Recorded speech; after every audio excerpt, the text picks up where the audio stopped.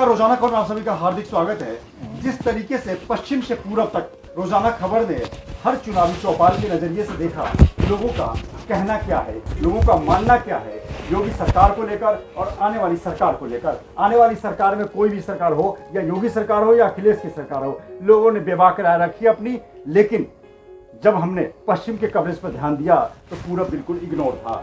जब हम पूरब गए तो वहाँ कुछ नए मुद्दे मिले। जहाँ पश्चिम में किसान बड़ा मुद्दा था, तो पूरब में प्रयागराज को हमने अपना हब बनाया, सेंटर बनाया। वहाँ से भदोही, मिर्जापुर, कौशाम्बी और प्रतापगढ़, बनारस तक के सफर को तय किया। वहाँ मैंने पाया कि नौजवान वहाँ बहुत बड़ा मुद्दा है। जी हाँ, किसान तो पश्चिम में मुद्दा है, नौजवान पूरब में मुद्दा है। 4 चरण के चुनाव आपने किसान के दम पे लड़ा, किसान के मुद्दे पे लड़ा, और 2-3 चरण के चुनाव आप नौजवान के मुद्दे पर लड़ेंगे, उनकी बेरोजगारी के मुद्दे पर। इलाहाबाद में जिस तरीके से प्रयागराज में छात्रों पर लाठीचार्ज हुआ, वो भी एक बड़ा मुद्दा बना।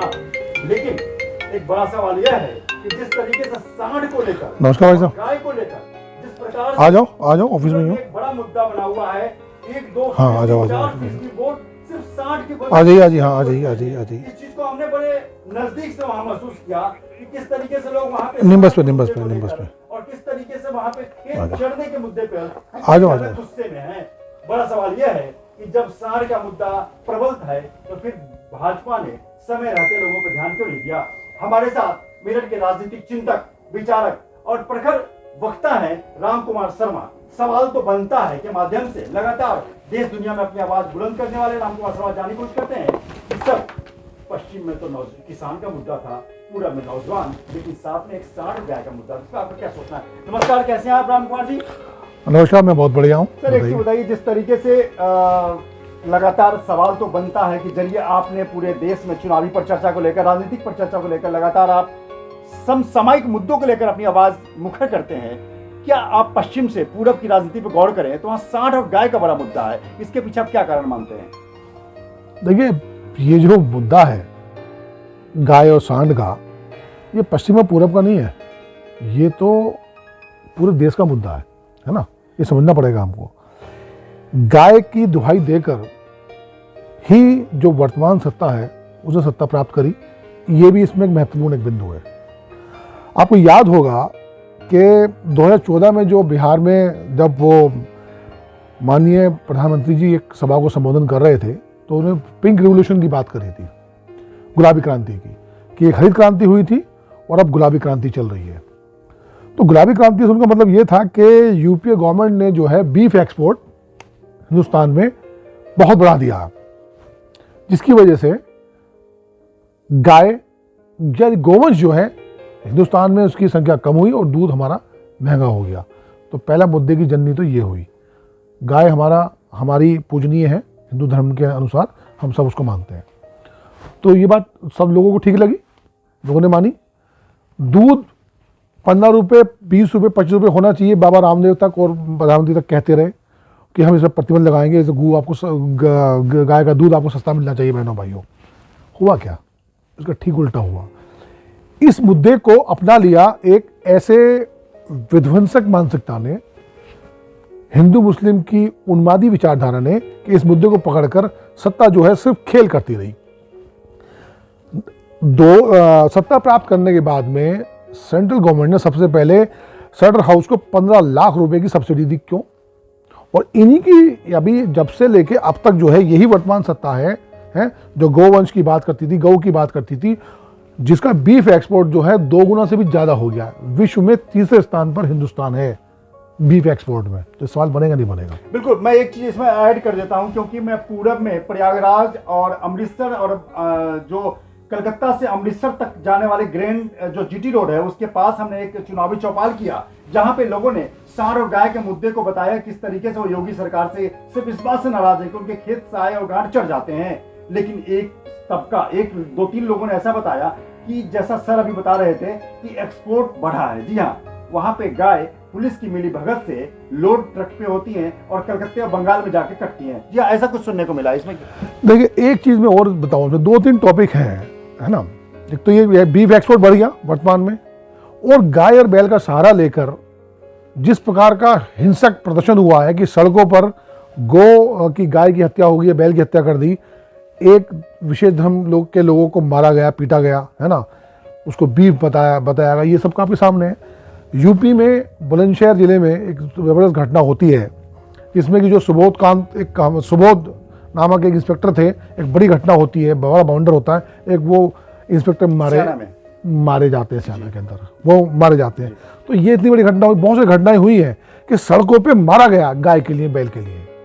होना क्या चाहिए था वर्तमान सत्ता, जब बीजेपी सत्ता यहाँ पर वर्तमान में आ गई यूपी के अंदर, तो ये जो गोवंश, जो हमारे आवारा पशु घूम रहे हैं, ये हत्या हो रही है, रुकनी चाहिए थी, रुकी नहीं है, बीफ एक्सपोर्ट तो बढ़ गया। उल्टा उसका रिजल्ट ये हुआ कि आवारा पशु जो हैं, जो गोवंश है, जो गाय है, जो बैल है, वो सड़कों पर कुछ ना कुछ घटना को अंजाम देते रहे, यानी कि दुर्घटनाएं उनके कारण होती गई, किसानों की फसलें लोग चढ़ते रहे। लेकिन इस पे क्या हुआ, खाना पूर्ति करने के लिए कुछ फंड रिलीज कर दिया गया कि इनके शेल्टर हाउस बनेगा, इनका शेल्टर होम बनेगा। शेल्टर होम में ना तो वहाँ के कर्मचारियों की किसी की तनख्वाह है, ना गाय के लिए दाना है, ना पानी है, ना चारा है।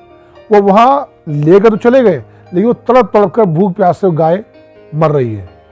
तो कौन सी व्यवस्था ठीक थी, पहली अब की? दोनों ही व्यवस्था खराब थी।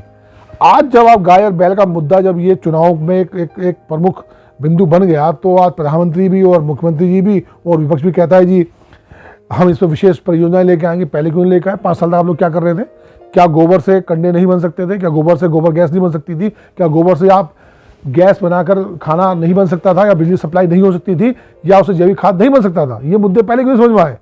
सर मैं आपको रोकूंगा कि एक बात बहुत सही निकल के आई कि मैं लगातार यहाँ पे गंभीरता के साथ पत्रकारिता और चुनावी चौपाल और चुनावी परिचर्चा में भाग लेने के साथ एक चीज महसूस किया कि सर पश्चिम में हमने कभी मजबूती के साथ गाय और सांड का मुद्दा सर हमने तो नहीं सुना। यहाँ पे होंगे कुछ तबके में बात हुई होगी, लेकिन पूरब में जैसे ही आप जाएंगे, आप जैसे ही प्रयागराज, बनारस, भदोही, मिर्जापुर, कौशाम्बी, गोरखपुर, देवरिया, तमाम जगहों पर जाएंगे, वहां पे सच मानिए तो सबसे बड़ा मुद्दा गाय और सांड का है। तो बड़ा सवाल यह है कि सर किस तरीके से आखिर इसको कंट्रोल किया गया, आपके जहन में क्या आता है? ये मुद्दे हैं, ये चुनाव के मुद्दे होने चाहिए, ये देश के मुद्दे होने चाहिए। मुद्दा होना चाहिए रोजगार का, बेरोजगारी का, स्वास्थ्य का, शिक्षा का। अब कोई आप कहाँ भूतकाल में लेके जा रहे हैं हिंदुस्तान को? ये उबले बात हो गई क्या? मतलब क्या करोगे आप लोग? जो है टेक्नोलॉजी का जमाना, साइंस का जमाना, देखिए किस प्रकार से यूक्रेन में युद्ध हो रहा है, बटन दबा रहे हैं, देश का देश तबाह हो रहा है। इस पर कोई बात नहीं कर रहे। क्यों? ये बच्चे बाहर जा रहे हैं पढ़ने के लिए, इस पर कोई मुद्दा नहीं हो रहा है। बात कर रहे हैं गाय और भैंस की और गाय बैल की, गोबर की, उपलों की।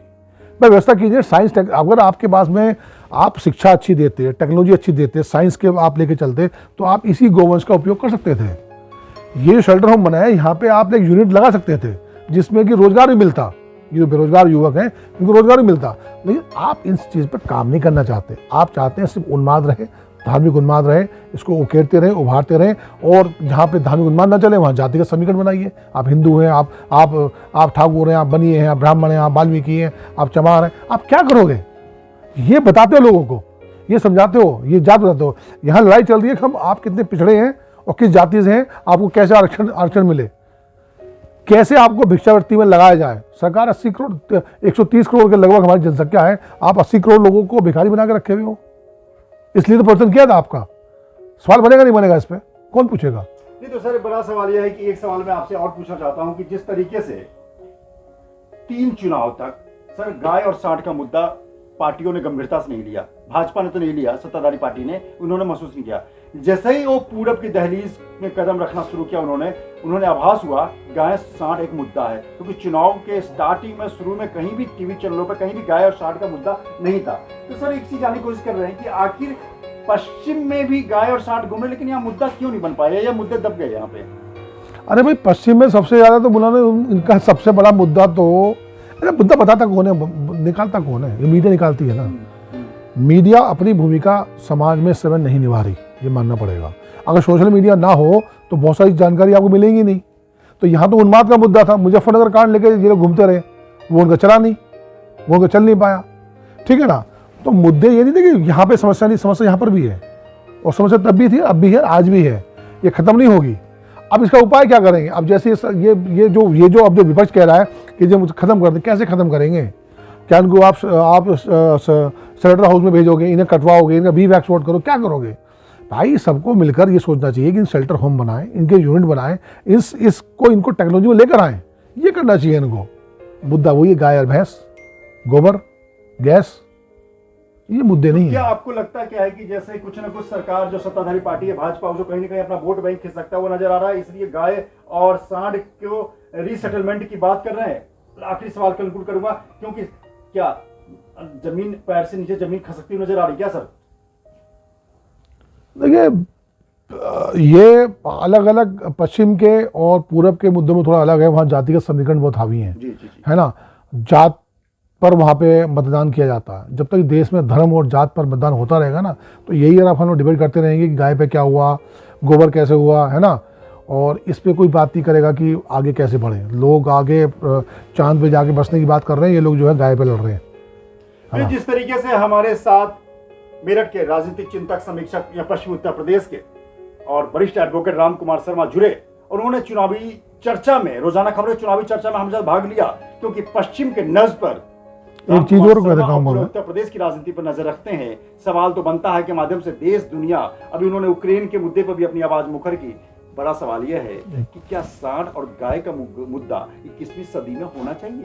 क्या बड़ा सवाल यह है कि यूक्रेन में जो लाखों हजारों छात्र मेडिकल करने जाते हैं, पढ़ाई करने जाते हैं, क्या उनका पलायन रुकना चाहिए? क्या जिस तरीके से एक बटन दबाने पर कोई दुश्मन कंट्री का कोई बम विस्फोट हो जाता है, क्या साइंस में बात होनी चाहिए?